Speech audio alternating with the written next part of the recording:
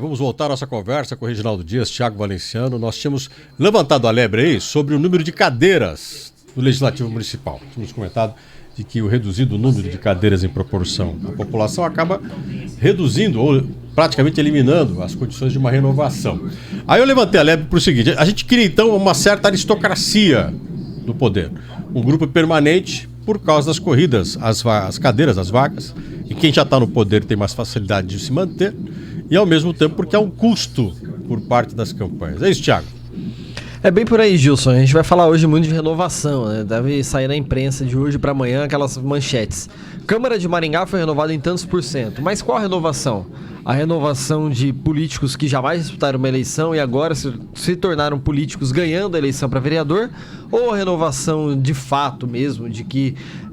de fato não, que não é de fato, daqueles que já são políticos, aqueles que já foram vereadores e voltaram para a Câmara, de gente que já está no meio político, foi secretário e tudo mais, enfim... Qual que é a renovação que a gente vai falar? E essas condições de eleição que nós temos hoje no Brasil, de fato, complica muito para quem quer se renovar, para quem quer entrar na política, para quem quer mudar um pouco a cara da política. Você veja, você tem um fundo partidário que mais de 80% do fundo partidário eleitoral, que foram destinados para as eleições esse ano no Brasil, foram para parentes ou membros que já estão na política há alguns anos.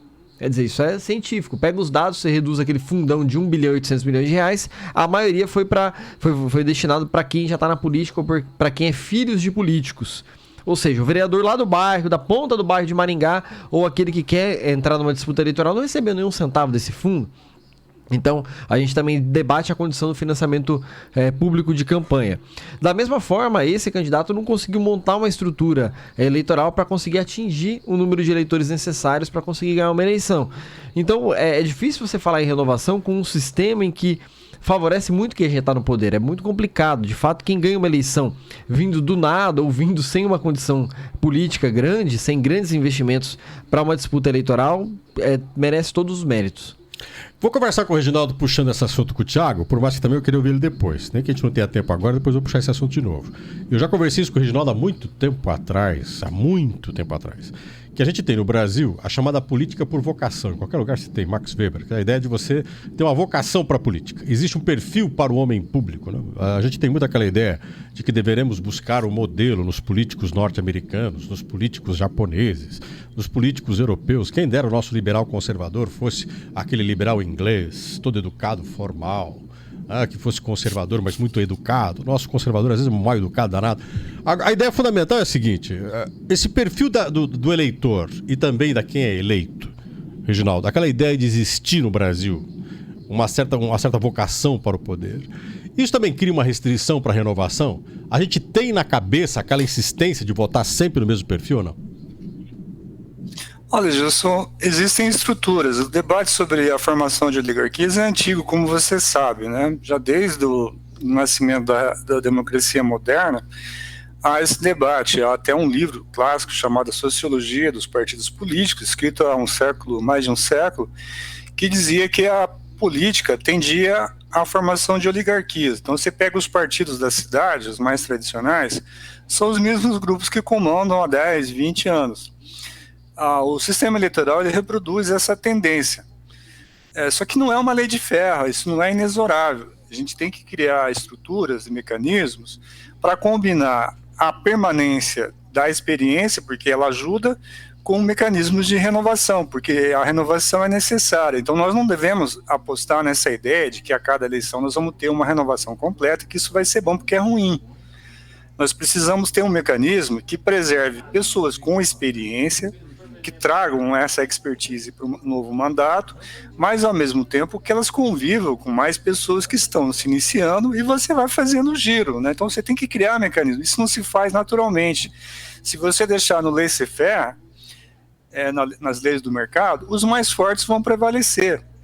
Então você precisa, por exemplo, talvez criar cláusula de barreira, para exercícios do mesmo mandato, você tem que avaliar se o sistema de representação, se o número de cadeiras é compatível com a ideia de renovação, você tem que discutir o financiamento de campanha, então são muitas as variáveis se você quer atingir esse ponto de equilíbrio, né? Eu defendo essa ideia.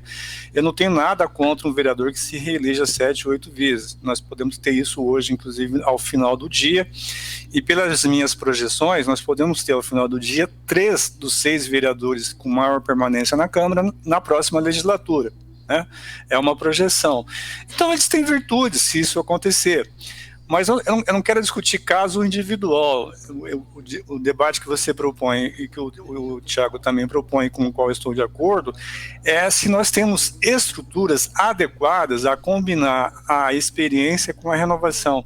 Eu tendo a acreditar que no atual momento a estrutura desfavorece esse equilíbrio. Não a renovação em si, mas desfavorece até o equilíbrio entre a experiência e a renovação.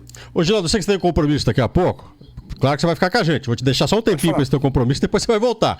Mas antes disso, eu só vou pedir pra você ficar mais um pouquinho aqui, que eu vou pedir pro Thiago fazer um comentário rápido, daí a gente libera você, vou liberar o Thiago um pouco, a gente volta depois do repórter CBN.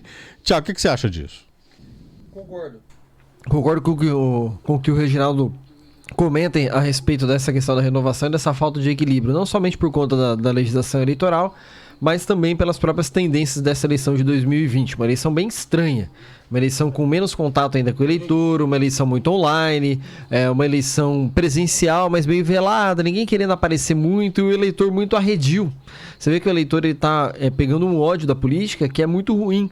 Por quê? Porque ele acreditou na renovação, acreditou no momento da mudança, nesse período que eu comentei agora, há pouco, de 2013 a 2018, 2019, e agora, nessa virada de eleição, nesse novo ciclo, o eleitor tende a desacreditar porque ele parece que foi, entre aspas, enganado, mas não é por aí, né? Você tem que defender a política não com uma paixão, mas sim com razão.